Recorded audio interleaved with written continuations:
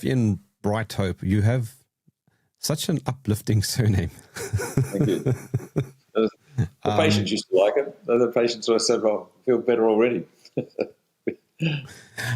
Look, let's go back a few years. I mean, we're coming to the end of 2025, and many would say, but the COVID narrative, that doesn't matter anymore. I would disagree. I would say that it's still a very, very important issue because it's become a placeholder for a lot of other talking points.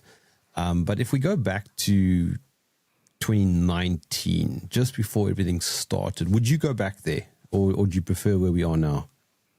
Look, I'm happy to go back to pre-AIDS days because this whole business of medicine, healthcare, viruses, etc., goes back a long time. And my experience was very different as an undergraduate medical student. I took a completely different view of medicine, and I knew what was going on, or I had an idea about what was going on back in the late 1960s and early 1970s with regard to the training of doctors, because I trained in agricultural science before I did medicine, and I did research in animal nutrition. And studying medicine, the first 3 years of pure science was fantastic. But then the clinical years, the science went out the door.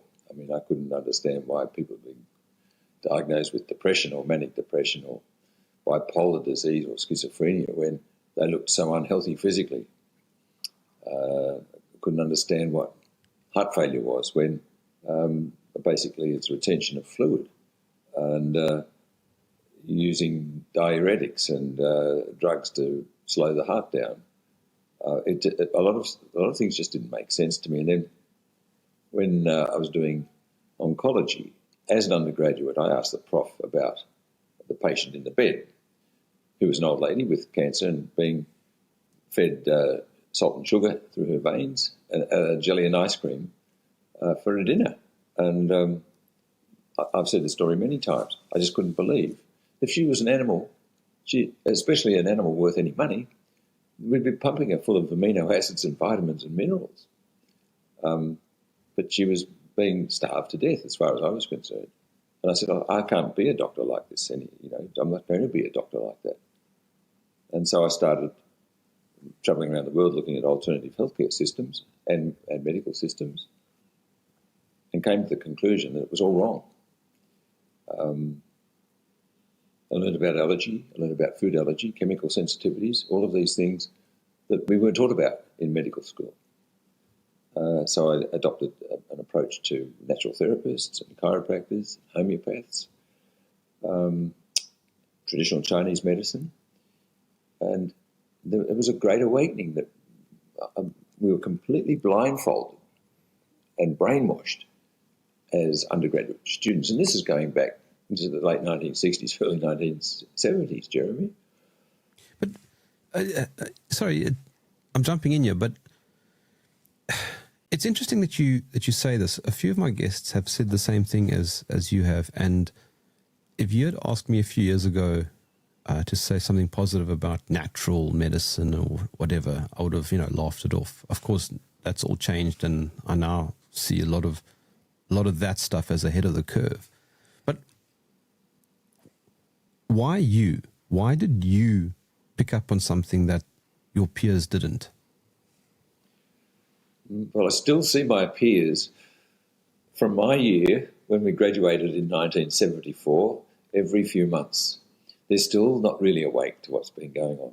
They're older guys. I mean, they're not as old as I am, but they're in their mid-70s, and they still don't realise that they've been conned. Even coming through COVID, they all took the jabs. They're all suffering from the jabs. They're all unwell. And, of course, they're retired now.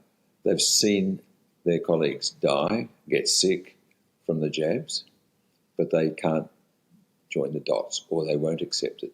It's a willful... Why, though? That's what I'm asking. Why? Why are some of us able to do that and others not, do you think? Well, I think going through medicine and doing all of the things from surgery to psychiatry, acute interventive medicine, all of this, you start to see people who ask questions. Some ask the right questions. Some ask the wrong questions and get themselves into trouble.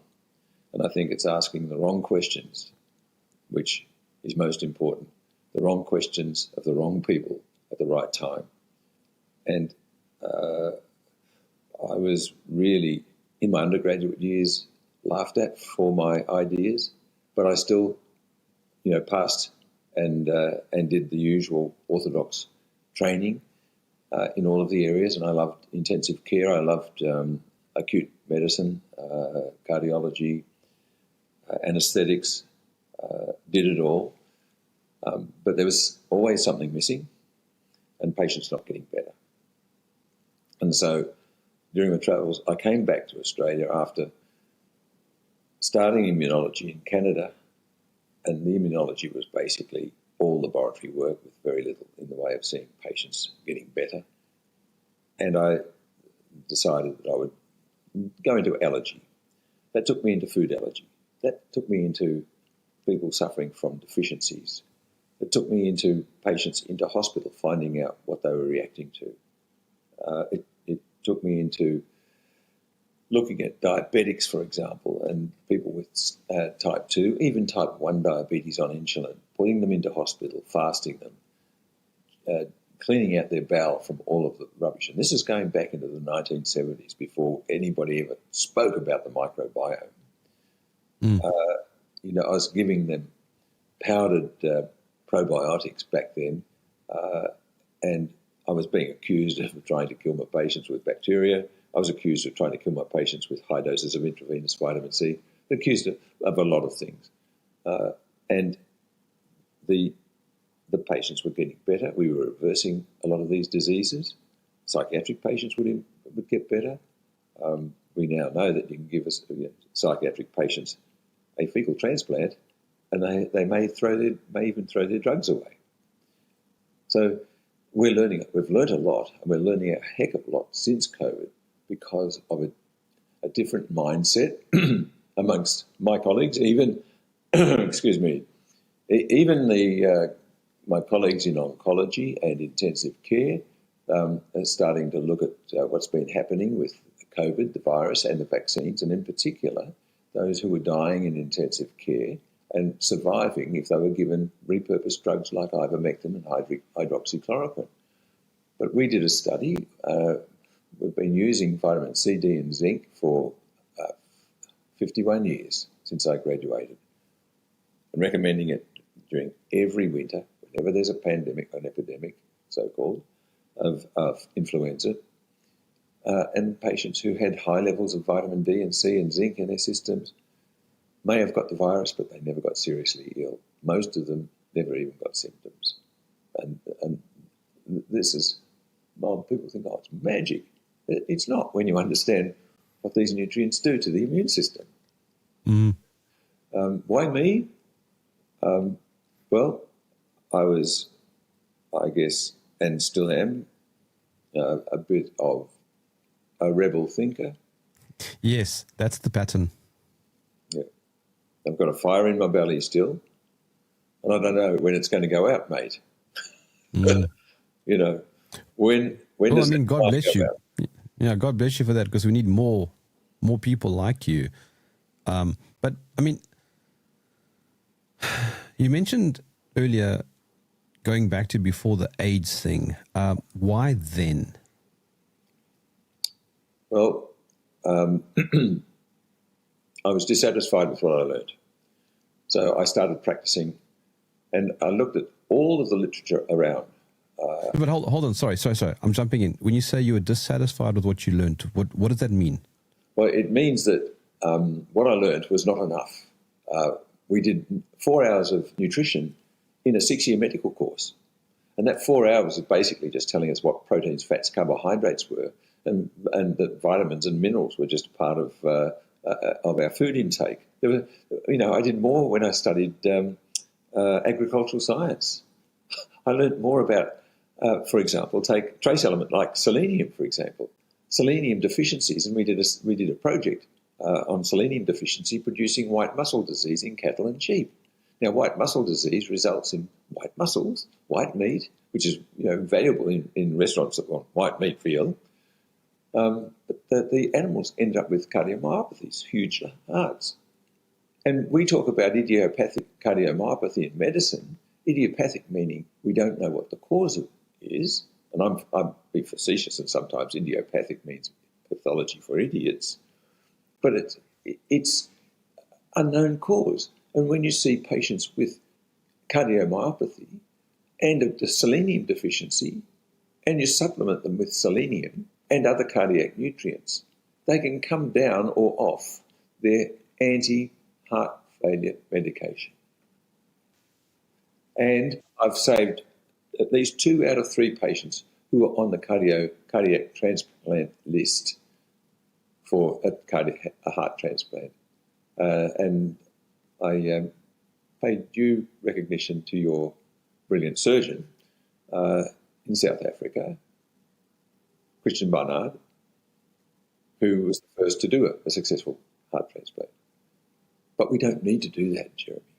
We can prevent that. We can improve patients' well-being and health if we had a better wellness and healthcare system. Ian, diet and nutrition is something that I'm very interested in. I could talk about it every day. And I don't know what your position is. I'm quite good friends with sports scientist Prof. Tim Noakes. And he is very passionate about getting our nutritional intake right. And so he argues very much about sort of low carbohydrate diets, and he's very big on sort of diabetes and insulin being, these are important things to look at. Do you generally consider diet and nutrition as sort of foundational to well-being? It absolutely is, Jeremy, absolutely fundamental. If we don't get the basic building blocks right, the biochemistry of the system, whether it be the biochemistry of the genes, the chromosomes, the division of cells, the oxygenation of tissues, the operation of the mitochondria, the respirations, the heartbeat, the functioning of the central nervous system, the transmission of impulses from brain to from nerve to muscle, etc. None of them work very well at all. So we've got to get the basic building blocks right. And you're quite right. Nutrition is absolutely 100% essential. That's why we started the College of Nutritional Medicine, and we added on to that the College of Nutritional and Environmental Medicine, which has been going for 45 years in this country now, training doctors in the areas of integrative medicine, integrating into mainstream medicine. The zones, the blue zones around the world where people live the longest, the diets are so similar and so critical and provide all the basic serious nutrients for their well-being. That's also family and social connectivity is very, very important. And so is movement, not stupid exercise, but movement, and simple movements like Tai Chi, Qigong, yoga, walking, all of this, working in the garden, doing housework, activity is all very important. And the emphasis is on family as well. And I think we miss out on this in Western society, industrialised societies to some extent, and we've got to try and bring it back. But if you have a deficiency of iron, for example, and you don't have anemia as a result, but just a deficiency of iron, you can feel tired. And if you feel tired and you want to achieve something, and you've got to achieve something, it creates an anxiety. And if that becomes a chronic anxiety, that iron deficiency can result in a depression. I'm simplifying it as much as I possibly can. But single nutrient deficiencies and single nutrient studies are very, very important to take cognizance of. But once you've got one deficiency, it doesn't take long before you develop other deficiencies and or stressors on your body's biochemistry. Snowballs, yeah, absolutely. I mean, they're talking now about autism in the US, and they're blaming paracetamol for it, acetaminophen. Well, it does play a role. Acetaminophen is toxic to the liver. It's toxic to the baby, and we know that mothers who've consumed too much paracetamol during pregnancy can end up with children who are highly allergic and with asthma, etc., but also autism. But now, when you're looking at what the causes of autism are, I don't mind saying that I'm a very, very ardent anti-vaxxer because I don't think we need vaccines at all. And I hope you don't mind me saying that on your show. No, I'm the same. Okay. And there's good reason for it. The first day of life, most infants in this country receive an injection of aluminium, and aluminium is highly toxic to the central nervous system. And no matter how much the chemists and the physicians argue that it's below a certain level, it doesn't take too many millions of molecules in one shot to actually have an adverse effect on a few neurons. And you have an adverse effect on a few neurons, and that is a snowball effect as well.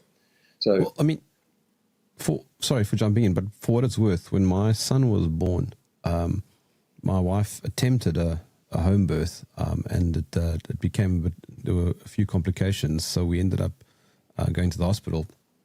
But I told them he gets no injections, nothing, not even vitamin K, and he is super healthy today. Yeah.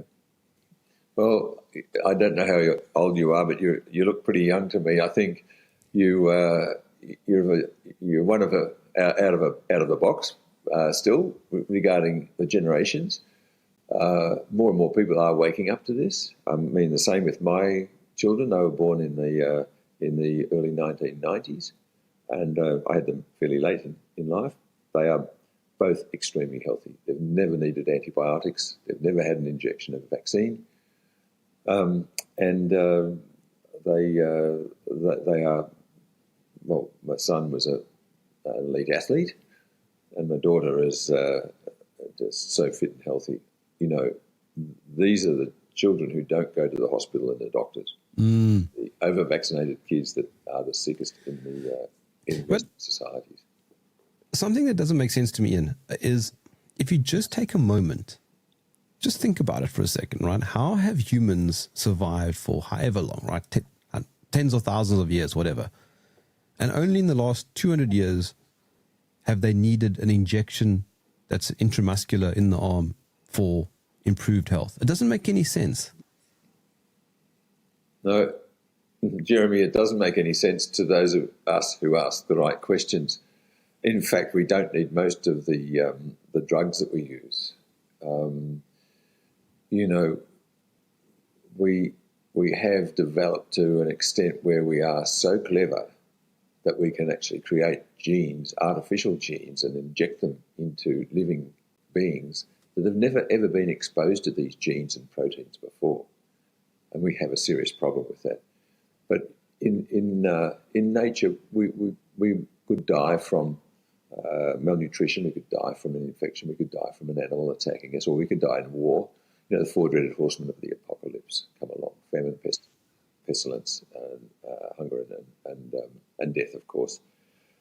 But the Grim Reaper is always going to be there for us. We can delay our delivery to the Grim Reaper by living a wholesome life, staying away from drugs, just eating foods that are unprocessed.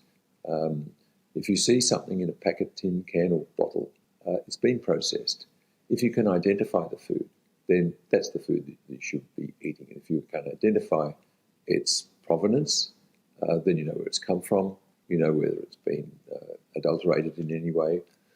And that's where we should be heading, and that's where I'm trying to, with our education programs here, teach our doctors and our nurses and the public through our various organisations in Australia to adopt a more wholesome, healthy, holistic lifestyle. And there's a big swing towards that. I hope we can achieve that, and the digital identity and CBDCs don't come and destroy everything that man has evolved with, because you and I'm sure your viewers will be appreciative of the digital ID and the CBDCs and the trap and the prison that will put us all into. And we will only be getting food that they, who are controlling us, want us to have, and the fuel, the ability to travel, etc. And we will be injected with vaccines, so-called vaccines, as frequently as they believe it's necessary. So I've been anti-pharma, big pharma, all my life, and I employed, when I had clinics and manufacturing, various natural remedies a long time ago. I employed people from big pharma who told me, these are marketing people from big pharma who told me what they do. You know, so from a vaccine company, a very well-known Australian vaccine manufacturer, putting out a vaccine that they knew didn't work, that they knew would cause adverse reactions, that they knew would make children sick. Another group of three big pharma companies came together to can the whole idea of a naturally occurring antidepressant when St John's wort was shown to be very effective against mild, moderate and severe depression. They came out with a campaign because the three companies manufactured different antidepressants. They didn't want the natural antidepressant to succeed. You know, I gave high doses of intravenous vitamin C to seriously ill patients with viral and bacterial infections. And then with the advent of the HIV virus, I was giving it to the AIDS patients, some coming to me from Europe, some coming to me from the US for treatment. And when I wrote a book about it and had it endorsed by Dr. Linus Pauling, the promoter of vitamin C, I ended up being before the medical board to be struck off, and an appeal to the Supreme Court here in Victoria was successful, and I won my case, which meant after that, what I was doing, I was basically cleared of. And we created a safe environment for doctors for a couple of decades to practice integrative nutritional and environmental medicine. But with COVID, all the doctors were made so fearful of saying anything, not allowed to give it full and free and informed consent to patients about this toxic injection that they're all meant to give, and they're still fearful. Although with some of the conferences that we're having now, I get up and tell them, you be bold, you be courageous, you practice what you think is good scientific medicine and healthcare, and stand up against the authorities. And to some extent, that's happening here in Australia, which is good, Jeremy, because it's badly needed. If I were to ask you to give me your shtick, give me your model of health and well-being in a way that's easily digestible, what would it be? And you have come to see me as a patient. I ask you a couple of questions. Do you want to get better? Do you want to stay well? Do you want to live a long and healthy life? And if you answer yes to all of that, then I take you through a journey of what you do need to consider. And the first thing you need to consider is what's going on up here. It's so important what's going on up here. And I say, you create yourself 10 affirmations and repeat those affirmations out loud to yourself every day. And while you're doing that, just make some changes, slight changes to your diet, and take a few supplements. If you're feeling unwell for whatever reason, we'll work out what the unwellness is, whether it's cancer or heart disease or whatever. But what I want you to do is to drink more clean water, eat unprocessed food, no sugar, white flour products, alcohol, reduce tea, coffee, chocolate's okay. Try to determine what you're reacting to in terms of foods. More than likely it's going to be peanuts, dairy products, gluten-containing grains like wheat, barley, rye and oats, and minimise those as much as possible. you're going to be deficient in vitamin C because all humans are deficient in vitamin C. So I'm going to put you on oral vitamin C to start with. The stress that you've been under, and most people have been under stress, means you're going to leach out your water-soluble vitamins and some of your minerals like zinc and magnesium. So I want you to take a few supplements. And more than likely, living in Western society, you're going to be exposed to antibiotics in your food, especially meats. So I'm going to assume that your gut is not as healthy as it should be, so I'd like you to take some probiotics and some prebiotics. Here are the prebiotic foods, and here are the probiotic foods. And because you've got gut problems, I think you need to take a probiotic supplement before meals. That's all I would do. And say, now, the other thing is basically you're not doing any exercise. I want you to touch your toes, do some sit-ups, only a few every day. Don't wear yourself out. Go for a half an hour walk, go for a half a minute walk, whatever you can do. If you can't walk for any more than 2 minutes, then walk for 1.5. But put that into practice. And if you've never done anything before in your life in terms of exercise, when you wake up in the morning, touch your toes once or just do one push-up. And that means you've succeeded in breaking that habit. Then the next morning, do 2. Next morning, do 3. So individuality is a crucial factor when you're looking after people, Jeremy, and all of what I've been saying may be appropriate, may not be appropriate to the patient. Individuality is an absolutely critical factor in nutrition too. You know, we are what we eat to some extent, but what is one man's meat is another man's poison. So I might be able to eat eggs and I don't have a problem, but Joe down the road has eggs and he feels depressed.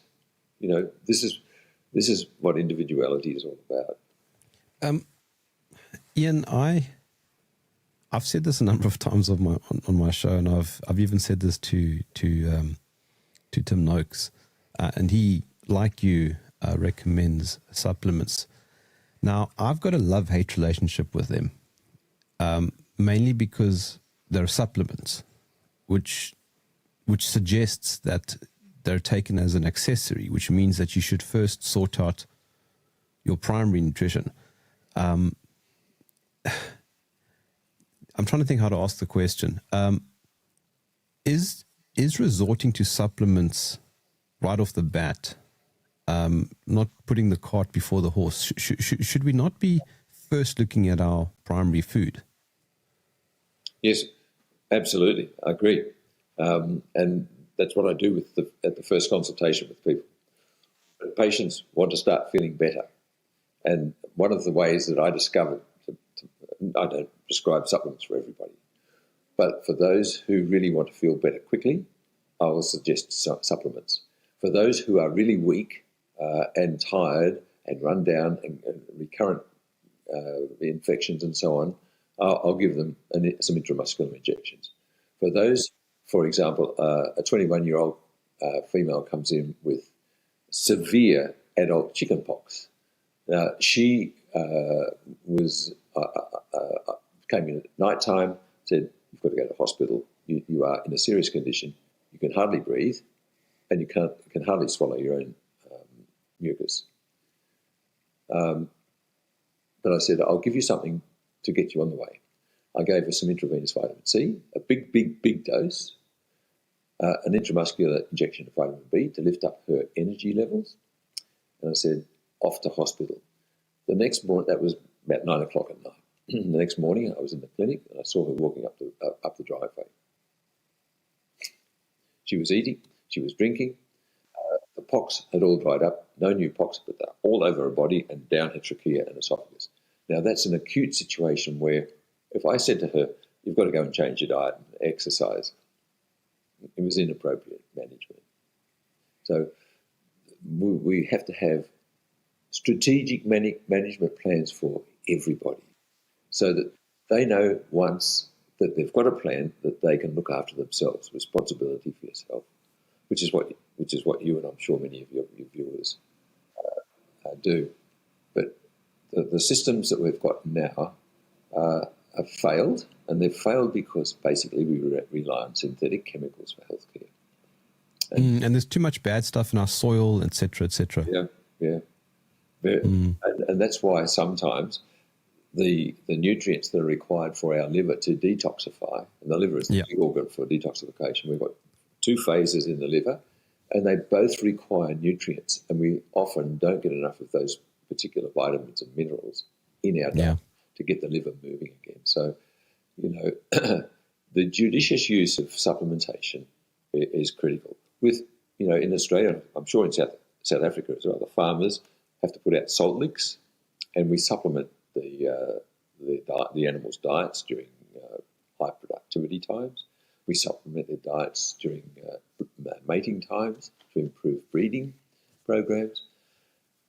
So it's a biological necessity if we're going to optimise the health, well-being of humans and the health, well-being and productivity of our livestock. When you talk about vaccines, does the principle apply to animals also? Yes, it does. We make the animals sick by giving them vaccines, and they've got their own routine vaccines as well.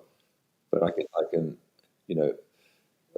let me say that I think the childhood vaccine schedules are responsible for most of the allergies that we're seeing in children, the hay fever, the asthma, the eczema, the psychological problems, the ADHD, the autism. I'm sure it's contributing to the increased incidence of childhood diabetes, to childhood rheumatoid arthritis or Still's disease, and also contributing to childhood leukemias. And leukemia is a very interesting picture because it's regarded as a blood cancer. But in my experience with some patients with leukemia, you find that they are completely devoid of vitamin C. Their white blood cells don't have a skerrick of vitamin C. And if you treat them with vitamin C and the cofactors, you can actually reverse the leukemia. I was asking about animals because it's a question that's come up a number of times over the years when we talk about vaccines and rejecting vaccines because they don't seem to have any positive, they don't seem to have any net benefit. And I often look at the animal kingdom as a kind of guide because animals live in a way that in many ways we should mimic because they're a lot more natural. And it appears to me, Ian, that vaccines make no net benefit either to animals, and in many ways antibiotics also. Well, we know that we can, with antibiotics, we can actually change the flora of the gut and pump carbohydrate and other nutrients and hormones into animals and make them grow faster. And when you put them under that sort of stress, you need the antibiotics because they are under so much stress that they're more likely to get bacterial and viral infections. I'll go back to back to the early 1960s, 1963, and I went and started agriculture. And at one of the properties, they had pigs, a pig farm, and it was a very, very well-established pig farm. And they grew pigs. Young pigs can get pneumonias and gastroenteritis, and that's a risk because you've got them in such small enclosures and over populated enclosures and the possibility of infection and dirt and so forth. What they did was an experiment that it was called the high-power pig, which was the high-power stood for hysterectomy produced and artificially reared. So the sow was sacrificed and the piglets taken and artificially reared with various milks of sort. These piglets were brought up in a sterile environment. They could not go into an outdoor environment and survive, but they were brought into a sterile environment and they required very high levels of nutrients for their immune systems to function well. That's a completely unnatural situation. And it reminds me of what we're doing with human beings. We don't sacrifice the mother with human beings, but we bring them up in a highly sterile environment, a completely unnatural environment. And if there's some dirt around, it's cleaned up. And if the kids get dirty, well, the kids don't go out anymore and play with hay and soil and animals as much as you would do on a farm. And our rural kids, the kids that growing up in rural areas, are generally healthier than those who live in cities. We're living in cities and we're cramming people into suburbs now that are almost going to be future slums. Beautiful suburbs in Melbourne, where I live, being overcrowded, but because of the political arena and the need to hoard people into 15-minute cities. I mean, I'm going off the track here, but we are living in very unnatural environments, and animals, you see that they wander from place to place. They may suffer from time to time from a lack of food, but most of the time animals have survived in the wild. And if you know how the apes live, it's almost like nirvana. The great apes, basically, they're vegetarian. And I'm not saying that they're high carbs, because they do have a lot of foods that are balanced in terms of the protein intake. But we humans have developed a massive brain. It requires so much glucose, so much fuel, that we evolved away from the ability to produce vitamin C. And vitamin C is manufactured in the liver of nearly all animals apart from the human and the higher apes. It's manufactured. It's very important, yeah. I think the closer we can go to living more naturally as a community with wholesome, unprocessed foods that are not being treated with chemicals, pesticides, herbicides, from soils that are nourished organically with humus and with sort of compost, returning to the soil the nutrients that we need. And the soil is a critical factor in terms of our health and our reproductive abilities and our mental health. There was a book written called From Soil to Psyche. Very interesting book about what's in the soil can end up in the brain, can end up in the psyche. You apologize now for quote unquote going off in a different direction. I take great offense to that. Please go off in as many directions as you want. Okay. I quite enjoy that. Okay. But all right, I'll go off a track now. We came out of the jungle. We went into the fields. We became hunter-gatherers. Then we decided we'd start growing things, keeping animals. And then we decided we would milk the animals. We'd drink milk, which was very healthy for us. We found some seeds, and we started planting seeds. And we found that some seeds were durable and lasted many, many seasons. And these were seeds like wheat and barley, rye and oats, and rice. And we discovered that we could actually plant lots of these things, and it was very, very good for us. Then we got to a point where we developed machines, and we found that we could get machines to actually row crop, broadacre crop, process sugarcane, process wheat, process all of these things. Sorry. No, you're making a very good point, Ian, because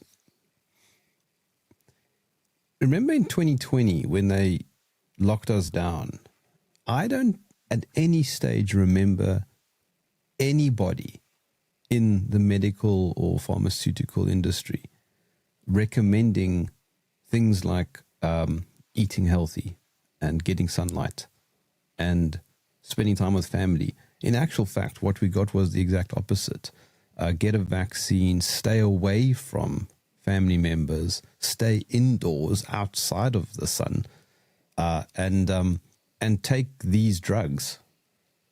There was nothing Yep. in my view that was healthy. There was nothing in our country, your country, in the West, that said anything like look after your health. It was basically lockdown.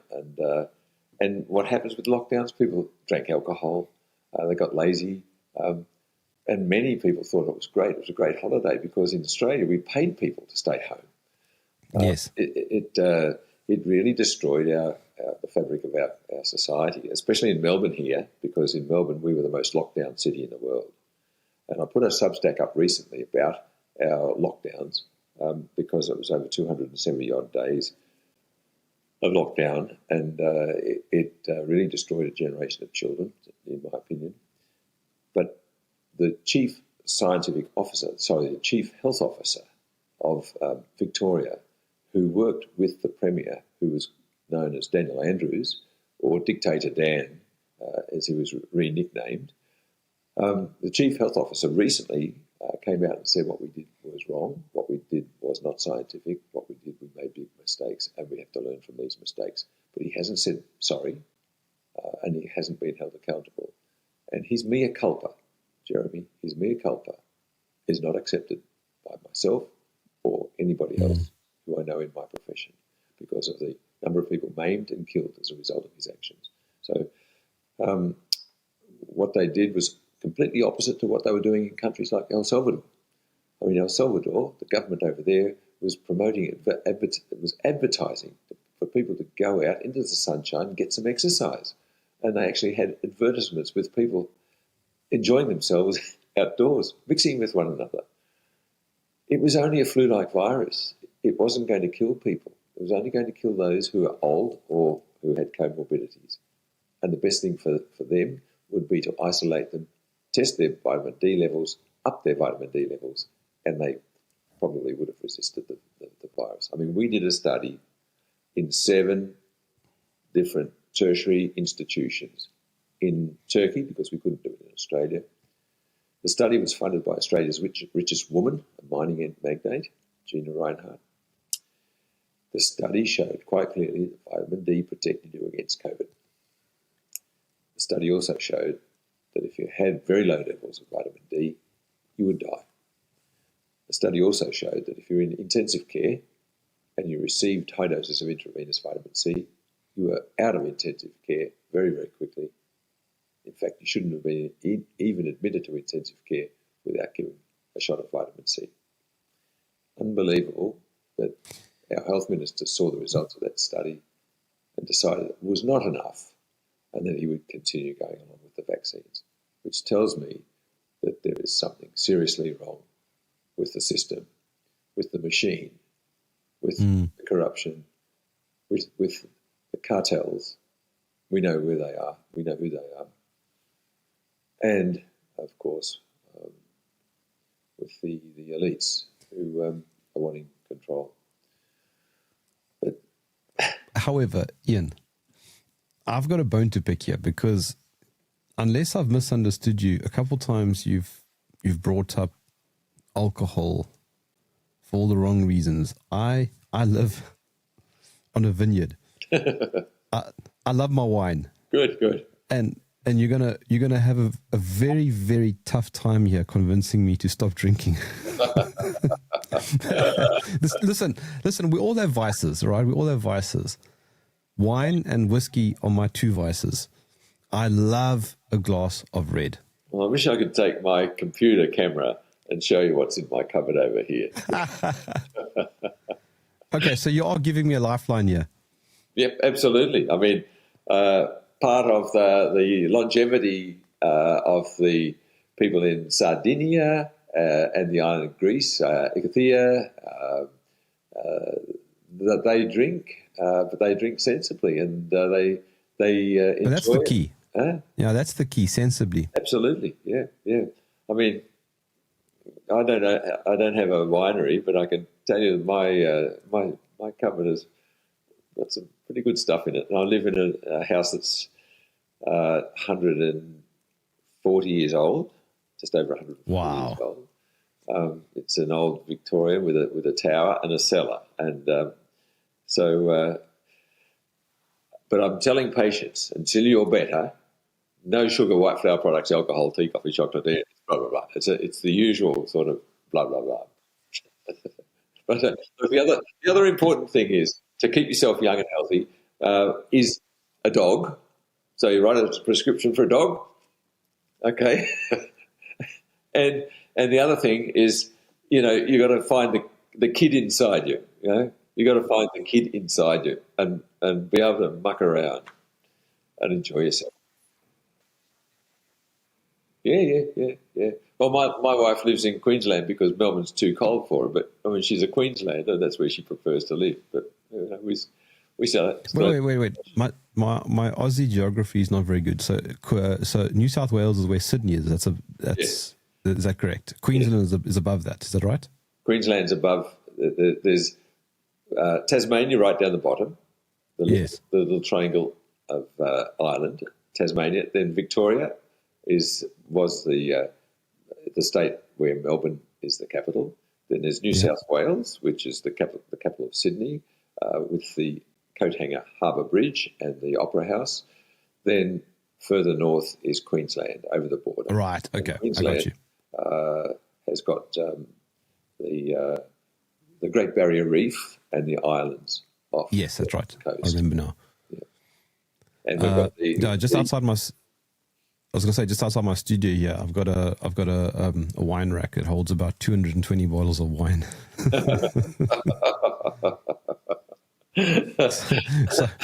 So the wine discussion is going to be quite mute. Okay, well, I'll take that. I have resveratrol every day. And not in the form of red wine, but if I do have a red wine, that's when I get my resveratrol. But it's got some great properties. It helps. I actually heard that a glass of red a day is actually quite good for you in any event. Yeah. I agree. But if you are trying to stop somebody's blood sugars from swinging, and 100%. Yeah, thank you. For sure. It does stimulate your liver. And too much stimulation is a stress. So, I think you're probably able to handle other toxins better if you have a liver that's trained to detoxify. And, of course, alcohol has to be detoxified. And during that process, you're stimulating enzymes. And I think I won't say any more, Jeremy, because I don't want everybody to go off and start drinking heavily. But I take it. I forget his name now. There was a cancer scientist who was on my show. Oh, I've gone blank now. I am so sorry. Not Angus. Anyway, he's written, I don't know, 125 papers already on science. On cancer being metabolic and not being genetic.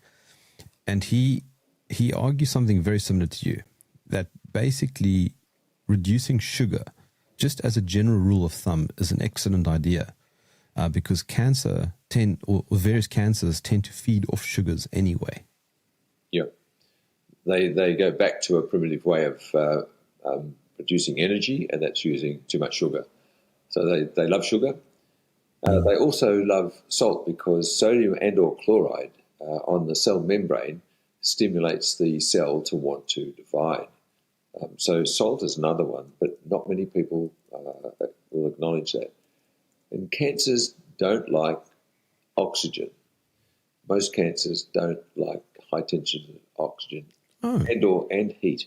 So what we do with cancer patients now is put them into hyperbaric oxygen chambers, and we also give them hypothermia, either in a chamber or localized hypothermia. So if you've got just one breast cancer and there's no evidence of spread, then we can put a plate on the breast cancer and heat the tumour, and the tumour cells go into a process of suiciding. They suicide, or we call it apoptosis.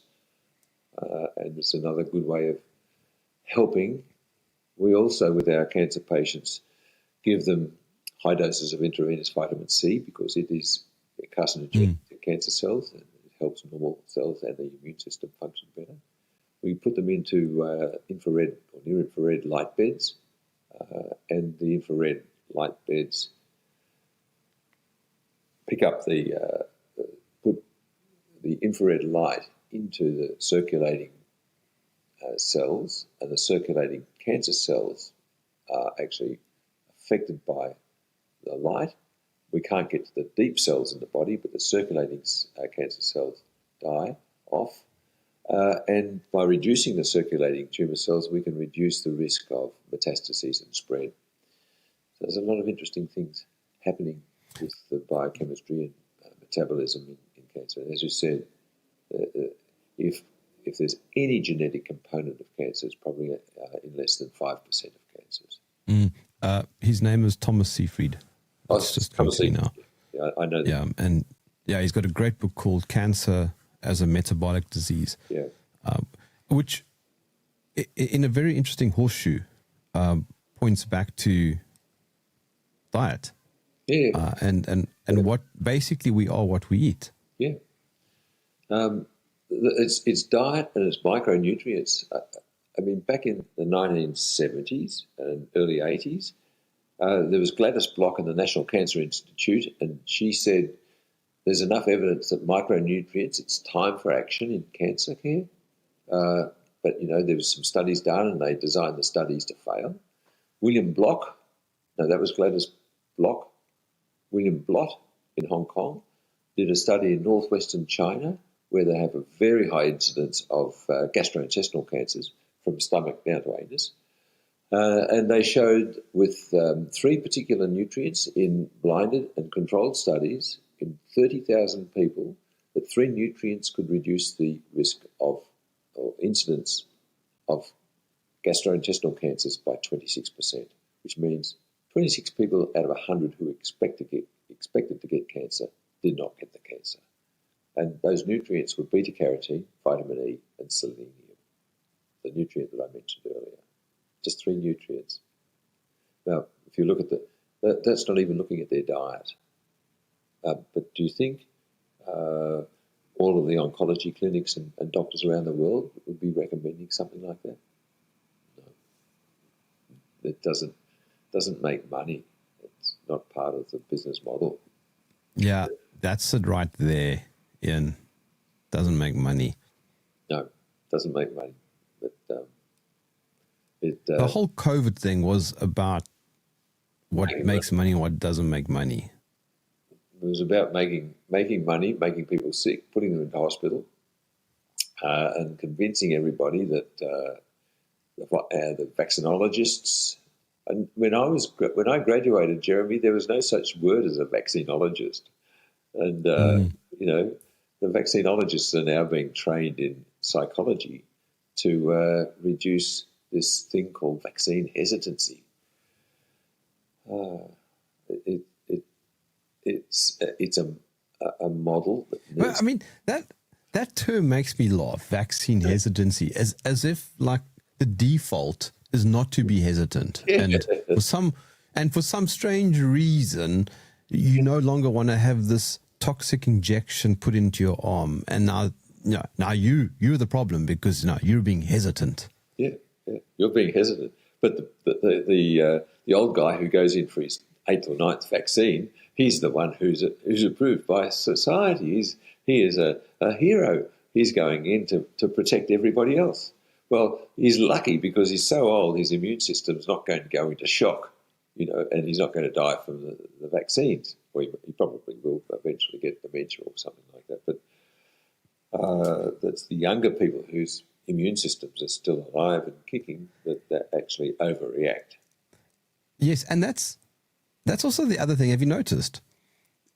About, I don't know, let's say 8 years ago, we could have had any discussion we wanted about vaccines and nobody really would have got offended or anything like that, right? Like now, we hear about people dying and weird things happening. And I don't know about you, but I immediately think, could it have been? But you can't say it out loud because you're not allowed to say it out loud anymore. Have you noticed? Yep. Yeah. Well, if I'm told I'm not allowed to say something out loud, and I believe in saying something, then I will say it out very loud. But I mean, people are dying, and we know exactly why, right? We know why, Yeah. and you still can't say it. And if you allude to it, people go, "Oh, how would you know?" Yes. There's no way of knowing it was the vaccine. Well, there is a way of knowing it was the vaccine because of the numbers and the data that's been coming out. We can't argue against that. And as a doctor, if I give a drug or an injection to somebody and they react within a certain period of time, it's called the Bradford Hill evidence criteria. That if it's temporal, if it's within a certain period of time, and there is a known mechanism of action by which that particular medicine or drug or injection could have caused the patient to either get sick or die or have reaction, then logic says, well, it's probable that this caused the death or the serious adverse reaction. So I'm not going to do it anymore. When you get large populations where that's consistent, and the statistical analysis shows that the probabilities of it occurring were not by chance, then that's science. That's really hard science. And that's what's happening. Jeremy, we know that the sudden unexplained deaths are caused by the vaccine. We know that the turbo cancers are caused by the vaccines. We know that the Guillain-Barré syndrome caused by the vaccines. We know that the vaccines, before they were even released by Pfizer, caused, according to Pfizer's own records, 1,201 serious adverse effects. And it was still released under the Emergency Use Authorization, the EUA. And this is one of the greatest crimes against humanity. Mm. And I might take credit for being the first physician in the world to make the statement that the mRNA vaccines within the lipid nanoparticle are class 1 carcinogens. Yeah, when you made that public statement, I think you got quite emotional also. I did. That was on a stage in Perth in front of 3,000 people. Mm. And it was a very emotional night because it was a revelation of what's been going on, and I had a formal speech to give with slides, with PowerPoint slides. But before the event, there was a Meet the Speaker event, and the speaker, me being one of them, were exposed to politicians, to academics, and to patients. And the patients' stories I'd heard many times before, but I got on that stage and I thought, I can't do a formal slideshow on this. I have to speak from the heart. And that's, I could hear people in the front rows of the audience saying, come on, Doc, tell us everything. So I did. Well, the world needs more professors like you, Ian. I'm just looking at the time. I think it's a wonderful way to end the conversation. How can my audience keep up with your work? Well, please, I think you're great to be doing these sort of things, Jeremy. I'd like to keep in touch with you somehow. Yeah, easy. Mm. My work, I'm doing regular Substacks for the last few years. So you can subscribe to my Substacks, and they are free. I've got it, yeah. It's ianbrighthope.substack.com. That's it, yeah. And we've got the World of Wellness, which is a local organisation. It's a public organisation. There's a lot of my interviews on that, but it's 35 Aussie dollars a year for all the information. And we keep on. That's nothing. And the Line Council of Australia is our bigger public group. We represent 2 million Australians there. So, through my Substack, you can connect it with all of these other things. And I've just recently been asked to do a regular podcast, so I don't know how that's going to go because I'm not that technically au fait. Well, I'm pretty good on Zoom, but I'm a learner on Riverside. Zoom's terrible. Yeah, yeah. Nah, the quality of Zoom is subpar. Yeah. No, look, all the stuff that I've seen it on Riverside beats Zoom. Yes. Well, with a surname like yours, Ian Brighthope, how can anybody go away from this conversation feeling down? Thank you for joining me in the trenches.